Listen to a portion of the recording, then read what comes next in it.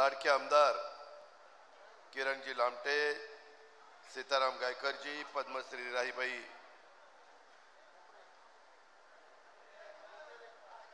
पोपेरे, कपिल पवार, संध्या सोनवणे, कैलास वागचौरे, वैशालीताई राऊत, शरदराव चौधरी, राजेंद्र गुंड, आता ज्यांनी पक्षामध्ये प्रवेश केला ते भाऊसाहेब देशमुख, अभिजित देशमुख, त्यांचे सर्व सहकारी, सचिन नरोडे, डॉक्टर मनोज मोरे, प्रशांत गायकवाड, अशोक देशमुख, रामनाथ वागचौरे, अर्जुनराव टिळे, सुधीर शेळके, मनोज देशमुख, अशोकराव आरोटे, विकास शेट्टे, शर्मिला येवले, अनिल गोडसे, सयाजीराव पोकरकर, अण्णासाहेब गोडसे,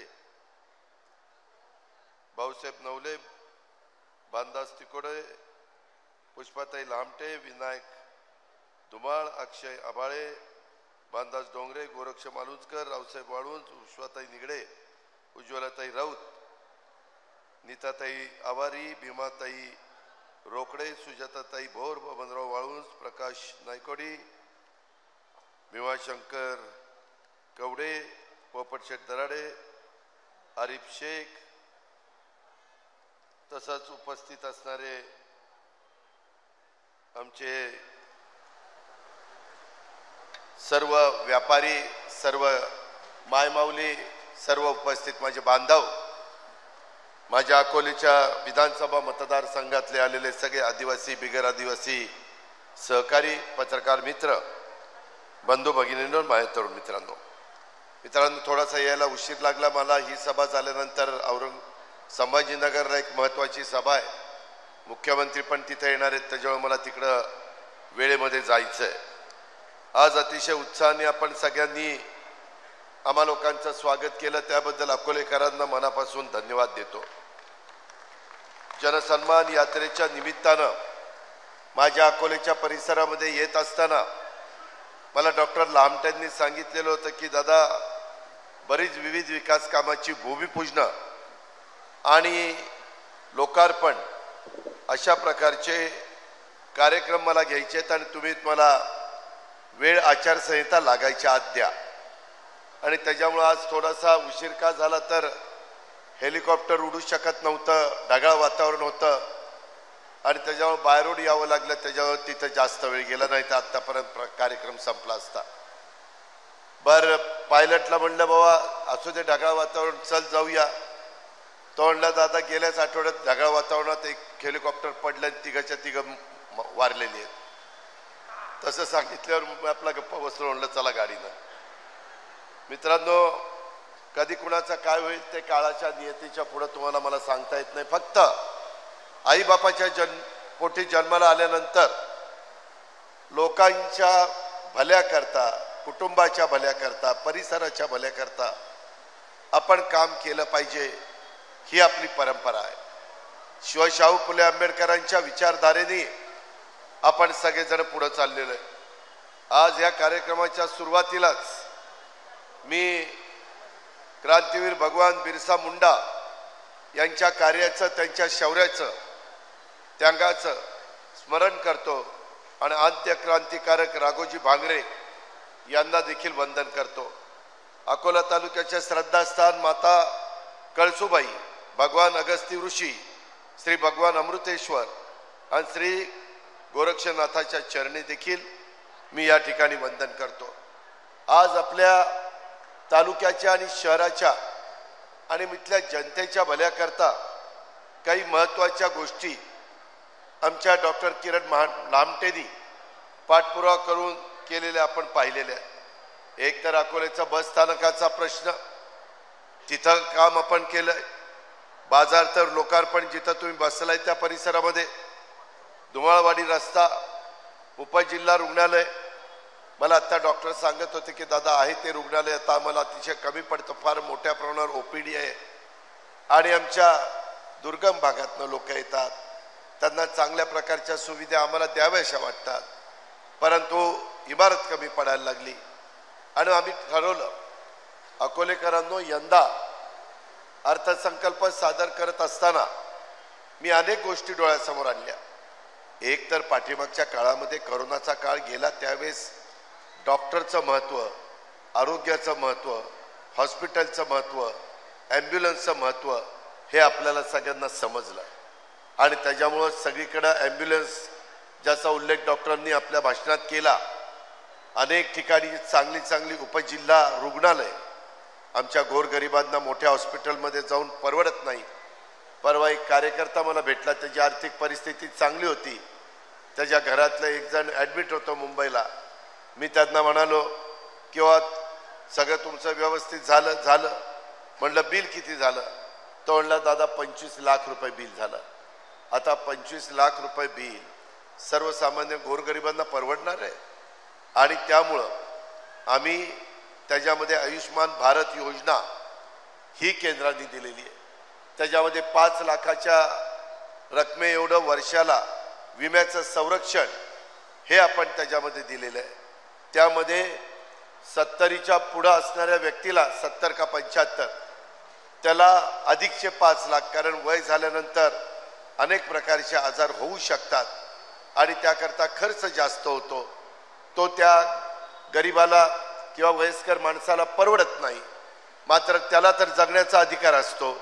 ह्या सगळ्या गोष्टी आपल्याला आहेत, ह्या पण आपण सगळ्यांनी लक्षामध्ये ठेवल्या पाहिजेत. माझी आपल्याला सगळ्यांना विनंती आहे की आज इथं काही शेकडो कोटी रकमेच्या कामाची भूमिपूजन आणि लोकार्पण उद्घाटन हा कार्यक्रम झाला असं मी सुरुवातीला जाहीर करतो. या भूमिपूजन लोकार्पणाच्या निमित्तानं मी अकोलेकरांचं पण अभिनंदन करतो, कारण त्याचा फायदा हा अकोल्याच्या तरुण पिढीला, वडीलधाऱ्यांना, मधल्या वयोगटातल्या लोकांना होणार आहे. रानावनात डोंगरदऱ्यात राहणाऱ्या आदिवासी बांधवांनी खऱ्या अर्थानं निसर्गाचं संरक्षण केलेलं मी महाराष्ट्रामध्ये फिरत असताना पाहतो. संवर्धन तर त्यांनी केलंच, परंतु आदिवासी बांधवांच्या लोककला, मी आता इथं आल्यानंतर त्यांचे एक नृत्य चाललेलं होतं, पलीकडच्या बाजूला एक नृत्य चाललेलं होतं. 3 एक वेगवेगळ्या प्रकारची नृत्य मी आज बघितली.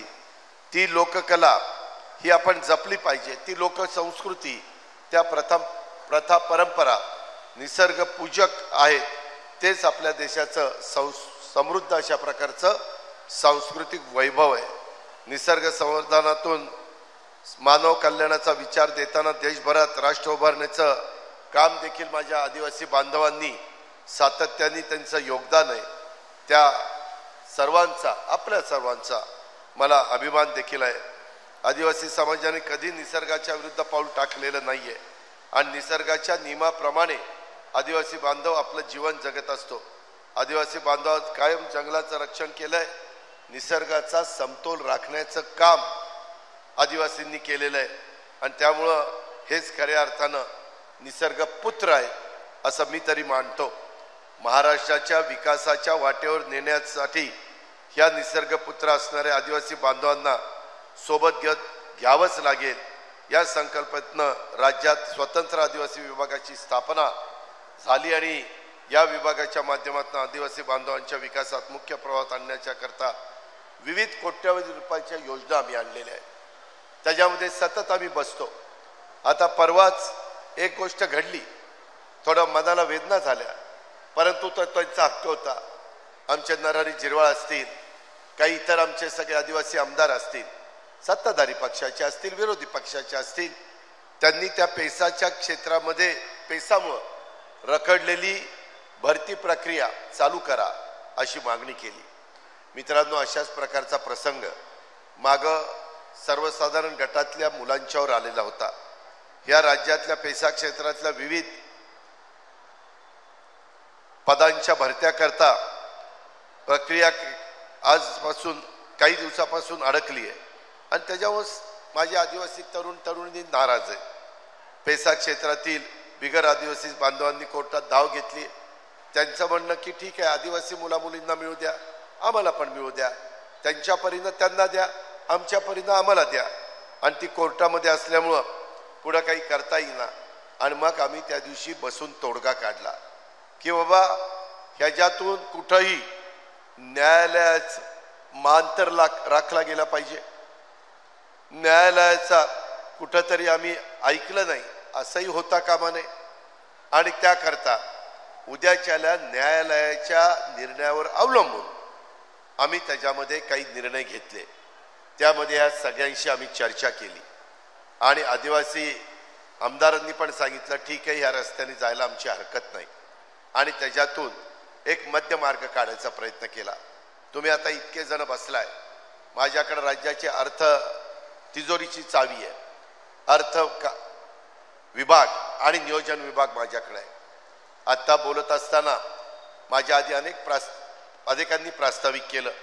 आता तुमच्या सगळ्यांच्या साक्षीनं माणूस कामाचा, माणूस हक्काचा, कार्यसम्राट आमदार डॉक्टर किरण लहामटे, विकासाचा वारकरी अशा प्रकारचं एक माहिती पुस्तिका तुमच्याकरता काढलेली आहे।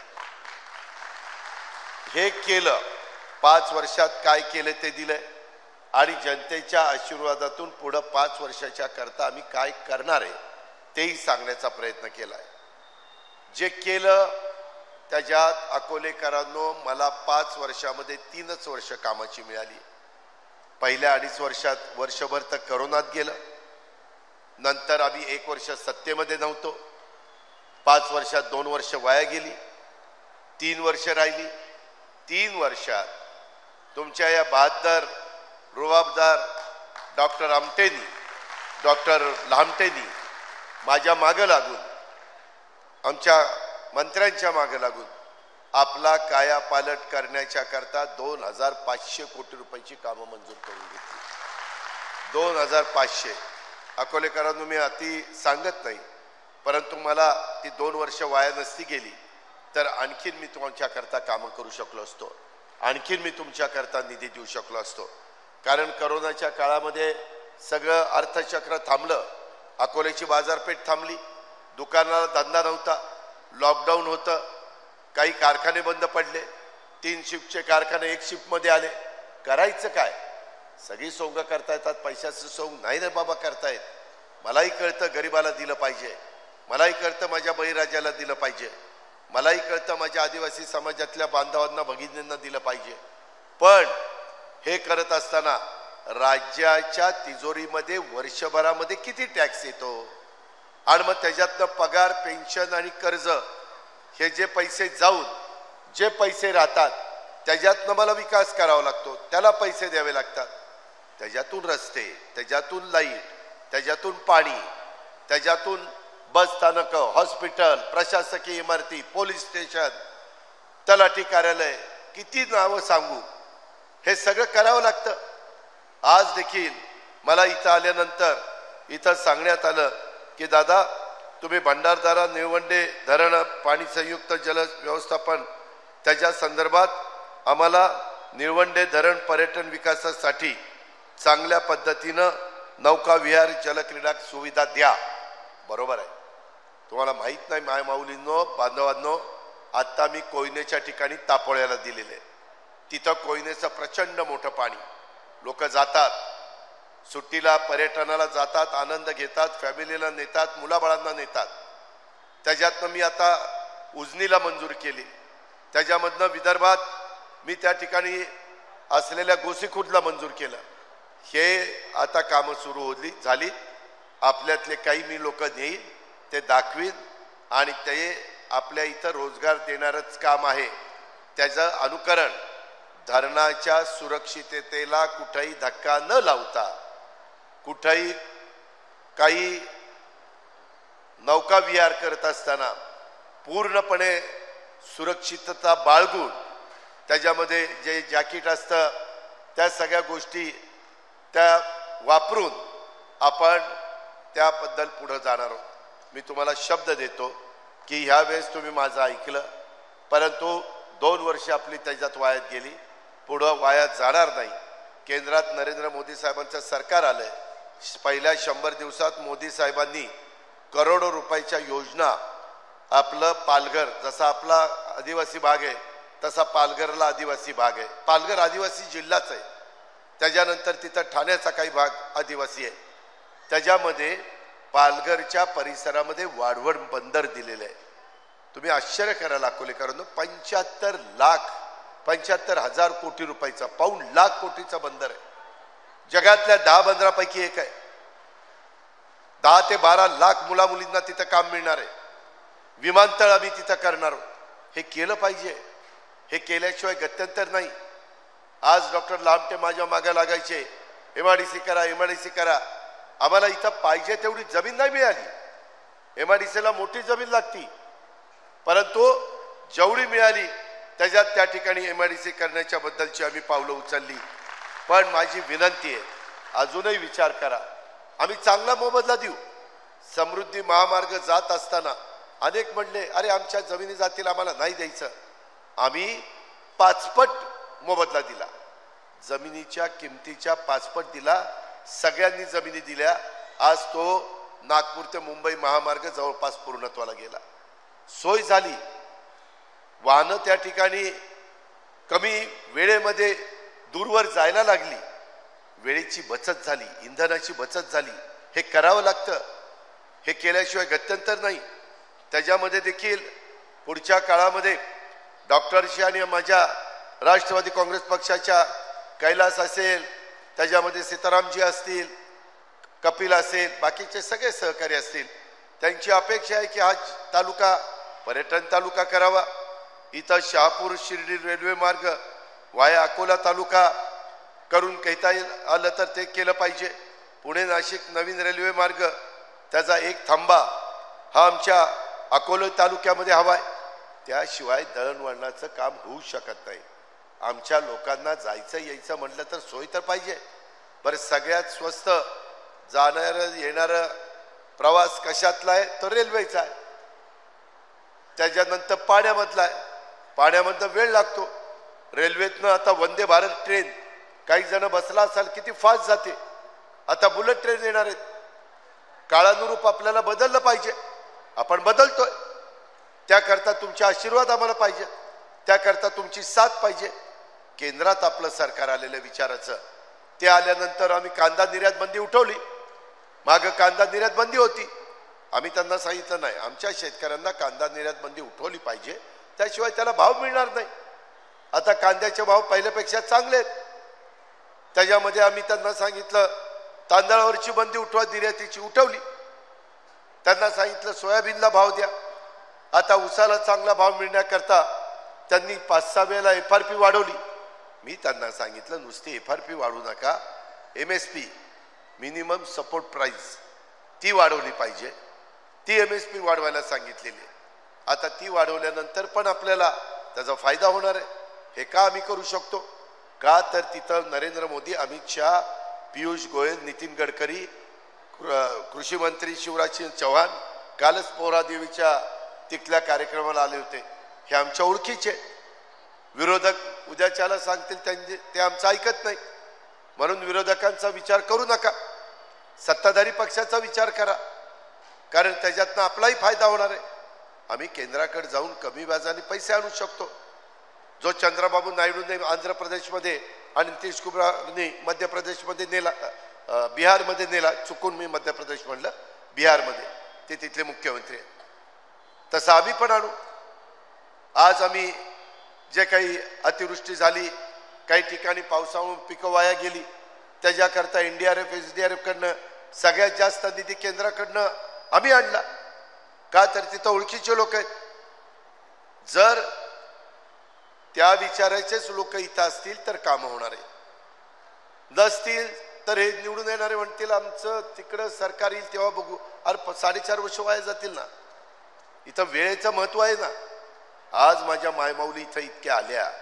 मी यंदाचा अर्थसंकल्प सादर करत असताना मी जातो तिथं प्रचंड संख्येने मायमाऊली येतात. मी तुम्हाला धन्यवाद देतो, तुमचे आभार मानतो भावाच्या नात्याने. मला इथं आल्यानंतर एवढ्या राखी बांधल्या, काहींना आता ते बांधताच नाही. जेव्हा मी रक्षाबंधन झालं, आम्ही रक्षाबंधनाची ओवाळणी त्यांना दिली. त्यांना जुलैचे पैसे 1,500, ऑगस्टचे 1,500, सप्टेंबरचे 1,500 दिले. आज मायमाऊलींना सांगतो ऑक्टोबर नोव्हेंबरचे पैसे पण तुम्हाला 8 दिवसाच्या आत द्यायची व्यवस्था करतो. October November. बांधवांनो, शेवटी हे आपल्याच घरच्या मायमाऊली आहेत. त्याचा फायदा तुम्हाला पण काही प्रमाणात होणार आहे, कारण तुमच्याही घरात पैसे येणार आहेत. पण पैशाचा हक्क तुमचा नाही, त्यांचा आहे. त्यांना काय करायचं ते करू द्या. तुम्हाला इतके दिवस तुमच्याच हातात कारभार आहे, त्यांना करू द्या ना. तिलाही वाटते ना, अकोल्याच्या बाजारामध्ये गेल्यानंतर मला माझ्याकरता काहीतरी घ्यायचं आहे, पण घेता येत नाही तिला, कारण पैशाची नड भागवता येत नाही. ती नवऱ्याकरता घेते, मुलाबाळांकरता घेते, प्रपंचाकरता घेते. तिला वाटत नाही की मला पण काहीतरी घ्यावं. तिनं कितीदा मुरड घालायची, कितीदा मनाला सांगायचं नको पुढं घेऊ पुढं घेऊ. अरे दिवस चालले, कधी पुढं घेऊ कधी पुढं घेऊ.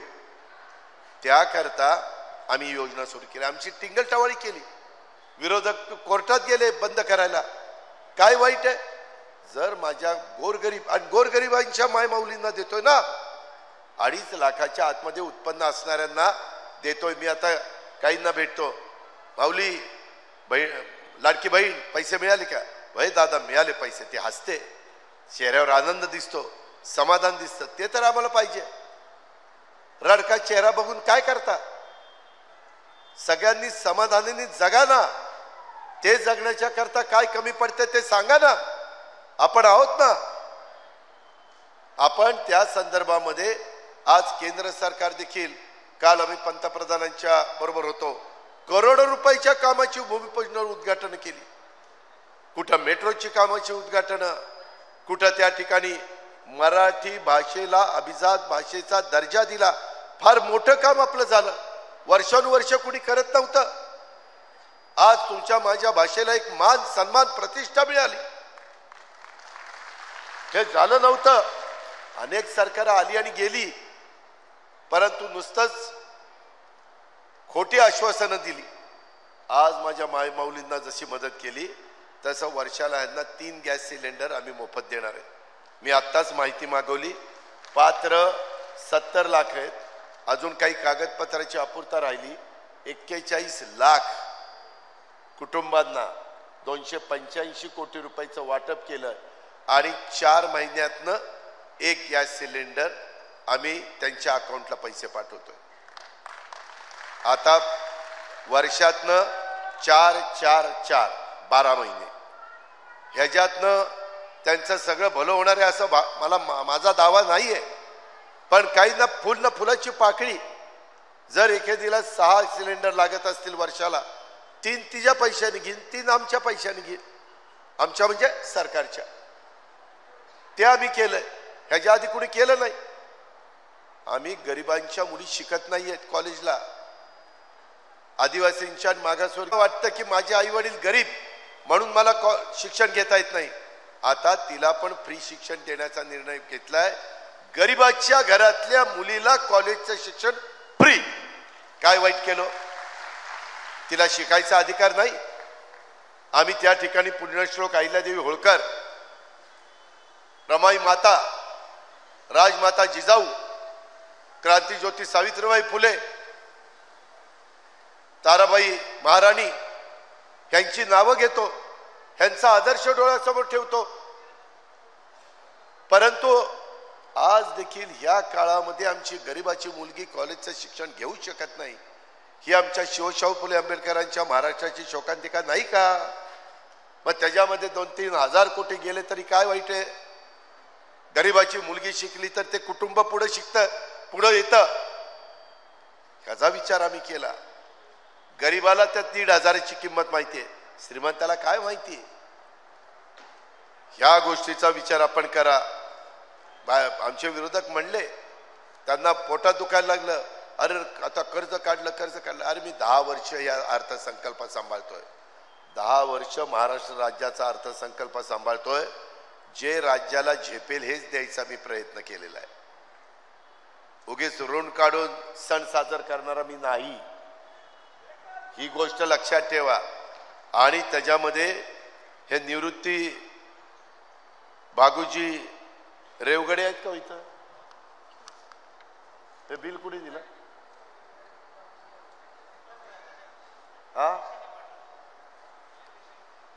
हो का?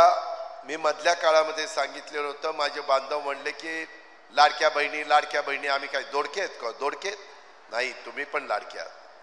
त्याकरता कालच्या 1 ऑक्टोबर पासून माझ्या बांधवांच्या जो दूध धंदा करतो गाईचा त्याच्या दुधाला 1 ऑक्टोबर पासून मिळणारा समजा 28 रुपये दर त्याच्यात अधिक 7 रुपये राज्य सरकार तुम्हाला सबसिडी देणार. इन्सेंटिव्ह का तर माझ्या शेतकऱ्याला परवडलं पाहिजे. म्हणजे 35 रुपये दर मिळणार 1 ऑक्टोबर पासून आणि 30 सप्टेंबर पर्यंत इन्सेंटिव्ह 5 रुपये होता. हे आम्ही केलं ना. हे शेतकऱ्याचं सरकार आहे. तुम्ही शेतकरी आहे, मी शेतकरी आहे. एवढ्यावर मी नाही थांबलो मित्रांनो. आता तुमची 3 हॉर्सपॉवर 5 हॉर्सपॉवर 7.5 हॉर्सपॉवर हे 7.5 हॉर्सपॉवरचं बिल ह्या निवृत्ती बागुजी रेवगडेंचं 18,465 महाराष्ट्र शासनाने भरले 18,465 ग्राहकांनी भरायची रक्कम 0. हे बघा बिल. अशी बिलं आम्ही देतोय. 3 हॉर्सपॉवर 5 हॉर्सपॉवर 7.5 हॉर्सपॉवर. मला जे माहिती आहे माझा गरीब शेतकरी अल्प अत्यल्पभूधारक लहान शेतकरी 3ची 5ची जास्तीत जास्त 7.5ची मोटर वापरतो. आता काही जण येतात हळूच का सांगतात दादा 7.5 कशाला 10 करा ना. 10 वाला मोठा शेतकरी आहे त्यालाही आता मी लगेच करू शकत नाही. आता मी 44 लाख शेतकऱ्यांना किती 44 लाख महाराष्ट्रातल्या शेतकऱ्यांना 15,000 कोटी रुपयाचं लाईट बिल माफ केलंय. माफ केलं म्हणजे तिजोरीतनं तुमचे पैसे महावितरणला भरले म्हणून तुम्हाला बिल 0 आहे. का तर तुम्ही काळ्याची सेवा करावी, तुमचा प्रपंच सुधारावा, मुलाबाळांचं भलं करावं, शेतीवाडी उत्तम करताना ऊसाची पिकं घ्या, भाजीपाला घ्या, फळबागा करा, जे काही करायचं ते तुम्ही करा. आता डॉक्टर लामटे, सीताराम गायकर, कैलास त्याच्यामध्ये सारखे कपिल वगैरे सांगत असतात की दादा इथं पाठीमागच्या काळामध्ये पिंपळगाव खांड तुम्हाला सगळ्या अकोलेकरांना माहिती आहे पिंपळगाव खांड नियमात बसत नव्हतं. मी नियमात बसवलं, विशेष बाब करून सही केली तेव्हा ते झालं. तरी प्रश्न अजून प्रलंबित आहे. काय काहींचं म्हणणं की त्याच्यामध्ये पाणी साठा वाढवा, फेरवाटप करा, आम्हाला अधिकचं पाणी मिळू द्या. ही लोकप्रतिनिधींची आमच्या सगळ्यांची मागणी, रास्त मागणी. कारण जर तुमच्या अंगामध्ये किती तुम्ही पाणीदार असाल, अरे तुझ्या शिवारात पाणी नसेल तर काय करणार तू, हे मला माहिती ना. आणि त्याच्यामुळं मी त्याच्यात दुसरा एक मार्ग काढायचा ठरवलंय. तुम्ही काळजी करू नका. पुढच्या महिन्यात विधानसभेच्या निवडणुकींचं मतदान आहे. आम्ही महायुतीच्या सरकारच्या मार्फत अनेक उमेदवार 288 मतदारसंघात उभे करणार आहोत. काही ठिकाणी घड्याळ चिन्ह असेल, काही मतदारसंघात धनुष्यबाण चिन्ह असेल, काही मतदारसंघात कमळ चिन्ह असेल. हे चिन्ह महायुतीचे आहे. तुमच्या इथं घड्याळ, या घड्याळाचा बटन त्या ठिकाणी दाबा. त्याच्यामध्ये तुम्ही डॉक्टर लामटेंना दुसऱ्यांदा विधानसभेमध्ये पाठवा. आता त्या घड्याला 5 वर्षाचा अनुभव आलाय. त्याच्यामुळं अनुभवातनं माणूस बरंच काही शिकतो. त्याच्यातून आपण हे राहिलेली कामं आणि हे काही पर्यटन, त्याच्यामध्ये जल पाण्याच्या संदर्भातले आपले वेगवेगळ्या प्रकारचे कार्यक्रम, हे त्या ठिकाणी नौका विहार, जलक्रीडा, हे असे वेगवेगळे प्रकार असतील ते आपण घेऊया. आपल्याला आर्थिक सुबत्ता आली पाहिजे. मी मगाशी सांगितलं महिलांना आम्ही वर्षाला किती 1000 कोटी देतो माहिती आहे. माझी लाडकी बहीण योजनेत, मुख्यमंत्री माझी लाडकी बहीण योजना 46,000 कोटी रुपये देतो. 46,000 कोटी. 46,000 कोटी रुपये काय त्यांच्या घरात ते ठेवणार नाही. काही जण म्हणतात दादा अरे भावा तुम्ही पैसे दिले, माझं ब्लड प्रेशरच्या गोळ्या मी आणू शकले, माझा आता तब्येत चांगली झाली. काही म्हणते ह्या रक्षाबंधनाला मी राखी तयार करण्याच्या करता दोरा, मणी आणि ज्या गोष्टी लागतात त्या आणल्या. कारण पहिला 3,000चा हप्ता होता, 2 महिन्याचा दिला तुम्हाला. त्या 3,000 त्या माझ्या मायमाऊलीनं 20,000 रुपयाच्या राख्या तयार करून विकल्या. 20,000 रुपये. परवा मी ह्याला होतो विदर्भात, तिथं ती मायमाऊली विदर्भात नाही मराठवाड्यात, ती परळीला, ती मला म्हणली की दादा मी सासूबाईंनी मला 3,000 रुपये मिळाले, त्याच्यामध्ये नवरात्र उत्सवात गणेश उत्सवात असं काही काही सुशोभीकरण करावं लागतं, तसं मी करून विकले, मला 15,000 रुपये त्याच्यात झाले. महिला पण डोकं चालवतात, काही शिलाई वगैरे मशीन वगैरे त्यांचं त्यांनी केलं. आज हे केलं पाहिजे. शेवटी हा पैसा इथं राहणार नाही, हा पैसा इथल्या बाजारपेठेमध्ये जाईल, छोट्या मोठ्या दुकानात जाईल, त्याचा धंदा वाढेल. हे अर्थचक्र आहे, हे विसरू नका. ह्या पद्धतीनं हे महायुती सरकार काम करत आहे. माझी आपल्याला विनंती आहे, विरोधक येतील, आम्हाला कुणाला टीका टिप्पणी करायची नाही. मी जे जनसन्मान यात्रा निघाल्यापासून कुणावरही टीका टिप्पणी करत नाही. आम्हाला आमचा कार्यक्रम, बांधवांच्या करता केलेलं दुधाचे दरवाढ, माझ्या बांधवांच्या करता 0 लाईट बिलचं आता हे सगळं चालू ठेवायचं असेल, माझी लाडकी बहीण योजना, 3 गॅस सिलेंडर फ्री, या पुढच्या अनेक योजना, तर काय करावं लागेल? महायुतीचं सरकार आणावं लागेल. त्याच्याकरता अकोल्यात काय करावं लागेल? घड्याळाला मतदान करावं लागेल. याला बटन दाबलं की आमचा लांबटे आला, लांबटे आला की आमचं सरकार यायला एक एक आमदार महत्वाचा असतो. आणि मग तिथं जे काही 145च्या वर आमचे आमदार गेले की सरकार आपलं आलं. तुमच्या योजना त्या ठिकाणी चालू, तुमच्या अडचणी दूर करण्याचं काम आमचं, त्याला तुमच्या पिकाला दर द्यायचं काम आमचं. आम्ही केंद्रात जाऊ, सरकार आणलंय, आता निधी द्या. तिथं नोटा छापायचा अधिकार त्यांना आहे, आपल्याला नाहीये. RBIला आहे, केंद्र सरकारच्या अखत्यारीत येते. ह्या गोष्टीचा विचार अकोलेकरांनो करा. भावनिक होऊन प्रश्न सुटत नाही. 1 वर्ष डॉक्टरला विचारा, सीताराम गायकरला विचारा, बाकीच्यांना विचारा. अरे 1 वर्ष सत्ता नव्हती, कामं थांबली, कामाला स्टे मिळाले, मंजूर कामं थांबली, विकास कामा करता आम्ही गेलोय. आम्ही शिवशाहू फुले आंबेडकरांची विचारधारा सोडली नाही. अगस्ती कारखाना सगळ्यांनी प्रयत्न करून उभा केला, आदिवासी तालुक्यातला कारखाना, तो कारखाना अडचणीत आला. मी मागे कारखान्यावर आलो होतो, सगळी मंडळी मला सीताराम गायकरांच्या सहित भेटली. आमदारांनी सांगितलं दादा काहीतरी मार्ग काढा. मी शेतकऱ्याच्या संस्थांना मदत करणारा शेतकऱ्याचा सुपुत्र आहे, ही गोष्ट लक्षात ठेवा. आणि त्यामुळं त्यांनी सांगितलं तसं NCDC-कडे प्रकरण पाठवलं, म्हणजे केंद्र सरकारकडे. केंद्र सरकारमध्ये आमचे ऐकणारे होते म्हणूनच मी मंजूर करून आणलं ना, नाहीतर आणलं असतं का? नाहीतर काय अवस्था झाली असती दुसऱ्याच्या दारात, हे आमचा ऊस घ्या रे, हे आमचा ऊस घ्या रे. अरे आपल्याकडे असताना कशाला दुसऱ्याच्या दारात जायचं? आपण करू ना दुरुस्त, आहे ना तेवढी धमक आणि ताकद आपल्यात. आम्ही पण कारखाने चालवतो ना, त्या पद्धतीनं मदत केलेली आहे. मी येताच गाडीत कैलासला गायकरांना, लांबट्यांना विचारत होतो की काय अजून अडचण आहे का, काय नाही. साखर आयुक्त आपल्या विचाराचं, म्हणजे सहकार खातं आपल्याकडे दिलीप वळसे पाटलाकडे, राष्ट्रवादीकडेच आहे. पोलीस खातं आपल्या देवेंद्रजींच्याकडे, आपल्या भाजपच्या नेत्यांकडे. अशा पद्धतीनं आमचा हा कार्यक्रम चाललेला आहे. माझी तुम्हाला सांगणं आहे, त्याच्यामध्ये काही काही जण मागची दिशाभूल केली. काय केली?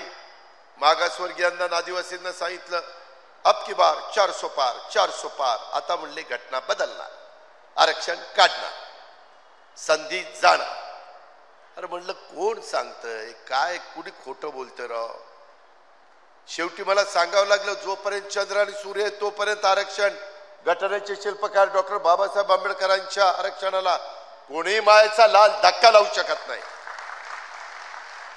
आज आम्ही आरक्षणाचा आदर करतोच ना. पंतप्रधानांनी शपथ घेताना पहिल्यांदा संविधानाच्या इथं नतमस्तक झाले, मग शपथ घेतली, खोटा प्रचार केला आमच्याबद्दल, त्याची किंमत आम्हाला मोजावी लागली. 0.5% मतं कमी पडली, अर्धा. पण जागा किती गेल्या याचा विचार करा ना. आता आपल्याला करोडो रुपयाचा निधी त्या बाबतीत आणायचा आहे. आम्ही गरिबांच्या करता तुम्हाला माहिती आहे बार्टी काढलं, मागासवर्गीय समाजाच्या करता, त्याच्यातनं त्या मुला मुलींना सवलती देतो. आदिवासींच्या करता टाटी काढलं, त्याच्यातनं आदिवासी बांधवांना आम्ही मुला मुलींना मदत करतो.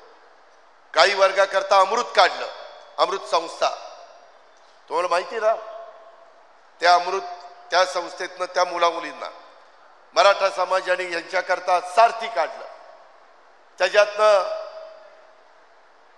अण्णासाहेब पाटील महामंडळातनं मदत केली जाते, त्याच्यातून त्या वर्गाला आम्ही मदत केली. ओबीसी करता महाज्योती काढलं, तिथं आम्ही त्यांना मदत करतो. हे सगळं करत असताना मातंग समाज म्हणला, राव दादा बार्टीमध्ये आमच्यावर अन्याय होतोय, आमच्याकरता काहीतरी काढा. त्यांच्याकरता आरटी काढलं. इथं आहे का मातंग समाजाचं कोणी? आरटी काढलं की नाही? त्यांना त्याच्यातनं मदत होती. माझा मुस्लिम समाज म्हणला, दादा आम्ही अल्पसंख्याक, आमचा काय विचार आहे का नाही? आम्ही भारतात आहे, आम्ही महाराष्ट्रात आहे, आम्ही अकोल्यात आहे. त्यांच्याकरता मार्टी काढलं आणि त्याचं काम सुरू केलं. समाजातल्या सर्व जाती धर्माला भेदभाव नाही केला. या योजना, ही बिलमाफी जी केली, गाईचं दूध घालणारा शेतकरी भले कुठल्याही जाती धर्माचा असू द्या, त्याचा व्यवसाय असेल, त्याला 7 रुपये 1 तारखेपासून जास्तीचे मिळणार लिटरला. फक्त दूध कोरं घालायचं, गाईच्या सडातनं पिळायचं, डायरेक्ट डेअरीला घालायचं. भेसळ काय करायची नाही. कारण कुठली तरी कच्ची बच्ची मुंबईतली ती पितायत, पुण्यातली पितायत. गरीब कुणाच्या कच्च्या बच्चांना खराब दूध देण्याचा अधिकार तुमचा माझा नाहीये. मध्ये तर मी म्हणलं, जे भेसळ करते त्याला फाशीची शिक्षा करा, पण ते अजून मंजूर नाही झालं. त्याच्यामध्ये आमच्या ह्या सगळ्या गोष्टी, माझ्या मायमाऊली, लाडकी बहीण, जात बघून योजना आणली. सगळ्या जाती धर्माच्या माझ्या महिला गरीब असतील त्यांना योजना. लाडकी ते लेक लाडकी एक योजना आहे आमची. त्याच्यामध्ये मुलगी जन्माला आल्यानंतर जन्मल्यापासून 18 वर्षाची होईपर्यंत त्या मुलीला, जन्मापासून 18 वर्षाची होईपर्यंत 1,01,000 टप्प्याटप्प्यामध्ये आम्ही देणार. आई वडिलांनी त्यांचं बघायचं. आम्ही सरकारकडनं, ते आमची कन्या आहे, ह्या महाराष्ट्राची मुलगी आहे, सुकन्या आहे, म्हणून आपण त्या ठिकाणी देतोय. त्यांच्याकरता पिंक ई रिक्षा योजना आम्ही आणलेली आहे. ह्या अनेक अशा प्रकारच्या योजना आपण त्या ठिकाणी आणलेल्या आहेत. आणि काही जण तरुण तरुणी म्हणले, राव आता भावांना झालं, मायमाऊलींना झालं, बहिणींना झालं, बांधवांना दिलं, आमचं काय? त्यांच्याकरता 12वी पास विद्यार्थ्यांना 6,000 रुपये स्टायपन, ITI किंवा पदवीधारकांना 8,000 रुपये स्टायपन, आणि पदव्युत्तर शिक्षण धारकांना 10,000 रुपये. त्यांनी 6 महिन्याचा वगैरे कोर्स करायचा. त्यांना आम्ही वेगवेगळ्या प्रकारचं प्रशिक्षण देणार. तुम्ही प्रशिक्षण घेताय म्हणून आम्ही तुम्हाला पैसे देणार. आणि तो अनुभव आल्यानंतर त्यांनी त्या कारखान्यात काम करावं किंवा स्वतःच्या पायावर उभं राहण्याच्या करता बँकेतनं जाऊन कर्ज काढावं. ह्या घटकाला ह्या योजना आम्ही त्या ठिकाणी दिल्या. यंदा आम्ही वारकऱ्यांना पण त्यांच्या दिंड्यांना 20,000 रुपये देण्याचा निर्णय घेतला. आणि आत्ता मला डॉक्टर सांगत होते, एका भगिनीला विचारलं, ती म्हणली मी 65 वर्षाच्या पुढची आहे, मला कुठली योजना नाही आहे. तिच्याकरता वयोश्री योजना आणलेली आहे, त्याच्यातनं आम्ही तिला मदत त्या ठिकाणी करतोय. ह्या पद्धतीनं बार्टी, सारथी, महाज्योती, अमृत, RT, TRTI, 1RT या संस्था आम्ही स्थापन केल्या. तसंच गुरव, लिंगायत, नाभिक, रामोशी, वडार, सुतार, विणकर, ब्राह्मण, राजपूत, सोनार, आर्यवैश्य, जैन, बारी, तेली, हिंदू खाटीक, लोणारी ह्या समाजाच्या करता देखील आम्ही महामंडळाच्या उपकंपन्या स्थापन केल्या. त्याच्यातनं त्यांना मदत करणार आहे. कुठलाही घटक ह्या तिथं राहता कामा नये अशा पद्धतीनं मी आपल्याला सगळ्यांना सांगितलेलं आहे. ही गोष्ट आपण लक्षामध्ये ठेवा अशी माझी आपल्याला सगळ्यांना आग्रहाची विनंती आहे. बरेच इथं प्रश्न आहेत. त्या प्रश्नाच्या संदर्भात मी अनेक गोष्टीचा इथं उल्लेख करण्याचा प्रयत्न केला. मी आपल्याला सगळ्यांना सांगतो, आपला आमदार हा हर हुन्नरी आमदार आहे. अतिशय व्यवस्थितपणे मी त्यांना तालिकेचं अध्यक्ष पण केलं. तालिकेवर बसून देखील त्यांनी चांगल्या पद्धतीनं काम तिथं केलेलं आपण सगळ्यांनी बघितलेलं आहे. जे काही जबाबदारी आपण टाकू ती जबाबदारी ते व्यवस्थितपणे पार पाडतात. पोलीस पाटलाचं मानधन आम्ही वाढवलं, कोतवालाचं वाढवलं, आशा सेविकेचं वाढवलं, गटप्रवर्तकाचं वाढवलं, अंगणवाडी सेविकेचं वाढवलं, सरपंच उपसरपंचाचं पण दुप्पट केलं, ग्राम रोजगार सेवकाचं वाढवलं, होमगार्डचं वाढवलं. बचत गटाला पण आम्ही पूर्वी 15 लाख द्यायचो होतो, आता 30 लाख रुपये देतो. बचत गटाचं काम पण इथल्या माझ्या महिला अतिशय चांगल्या प्रकारे करतात, त्याबद्दल तुमचं अभिनंदन. आता लखपती दिदी ही पण योजना केंद्र सरकारने आणलेली आहे. त्या योजनेचा लाभ माझ्या सहकाऱ्यांनी ह्या निमित्तानं घ्यावा अशा प्रकारची माझी विनंती आहे. माझी एवढीच जाता जाता विनंती, काही झालं तरी गायकरजी, सीताराम गायकर असतील, कैलास वागचौरे असतील, सगळे माझे सहकारी असतील, तुम्हाला मी कधी अडचण येऊन दिली नाही. ज्या ज्या अडचणी आल्या त्याच्यातनं आपण मात करण्याचा प्रयत्न केला, मार्ग काढण्याचा प्रयत्न केला. मला इथल्या राष्ट्रवादीच्या आणि इतर पण मित्रपक्षाच्या सगळ्या सहकाऱ्यांना सांगायचं, एकनाथराव शिंदे, देवेंद्रजी, आम्ही सगळेजण महायुतीच्या सरकारच्या माध्यमातून जेवढं काही राज्याचं भलं करता येईल ते करण्याचा प्रयत्न आम्ही करतोय. परंतु तो प्रयत्न करत असताना तुमचे आशीर्वाद, तुमची साथ, तुमचा भरभक्कम पाठिंबा माय माऊलींनो, बहिणींनो मला पाहिजे. मी राखीच्या साक्षीनं शपथ घेऊन सांगतो, मी तुम्हाला वाऱ्यावर सोडणार नाही. मी शब्दाचा पक्का आहे. हा अजितदादाचा वादा आहे, हा असा तसा नाहीये. बांधवांनो, तुम्हाला मी सांगतो, माग सुशीलकुमार शिंदे मुख्यमंत्री असताना वीज माफी केली. गायकर तुम्हाला आठवत असेल, एक बिल दिलं 0चं, पुढं सरकार आलं विलासरावांचं, काँग्रेसचंच, आणि पुन्हा बिल द्यायला सुरुवात केली. मी विलासरावांना म्हणलं, राव असं ठरलं होतं, जाऊ दे म्हणले, ते इलेक्शनचं होतं, आता बिल लावायचं. आम्ही 3, 5, 7.5 पुन्हा सरकार आणायला मदत करा. तो हे ताकद तुमच्या पवित्र बटन दाबण्यामध्ये आहे, ते तुम्ही करा. मी पुढं 5 वर्ष तुम्हाला 5 हॉर्सपॉवर, 3 हॉर्सपॉवर, 7.5 हॉर्सपॉवर मोफत वीज देणार. आणि मी तुमच्या गरीब महिलांना, माय माऊलींना पुढं 5 वर्ष कायमचा लाडकी बहीण योजना चालू ठेवणार. तुम्ही काळजी करू नका. तुम्ही फक्त साथ द्या. आणि हे करत असताना राज्याचा तर विकास करणारच, कारण केंद्र सरकार आपल्या पाठीशी, केंद्र सरकार आपल्या पाठीशी. काल मोदी साहेबांनी पण सांगितलं, आज पेपर वाचून बघा, खूप काही गोष्टी चाललेल्या आहेत. मात्र आता अजून माझी पुढची सभा होईल, ते फॉर्म भरल्यानंतर होईल. त्या सभेला मी येईन. अकोल्यामध्ये महायुतीच्या उमेदवाराला मतदान करा म्हणून सांगायला. तोपर्यंत कुठं काही कुणाचं भांड्याला भांडं लागतं, लगेच तू असं म्हणलं का, मग मी चाललो तिकडं.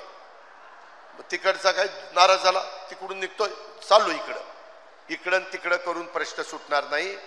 प्रश्न सोडवण्याची धमक आणि ताकद नेतृत्वात असावी लागते. माझी प्रशासनावर पकड आहे. कुणालाही महाराष्ट्रात विचारा, पकड आहे की नाही, अधिकारी माझं ऐकतात की नाही. आता सांगितलं चला महिलांना मध्ये बसवा, बसवलं की नाही. अरे बोलण्यात दम लागतो, दम, रग लागते, रग. त्यांना सांगितलं असतं, अहो पोलीस तिथं बसवा ना, ते म्हणलं असतं चल रे कुठं बसवा.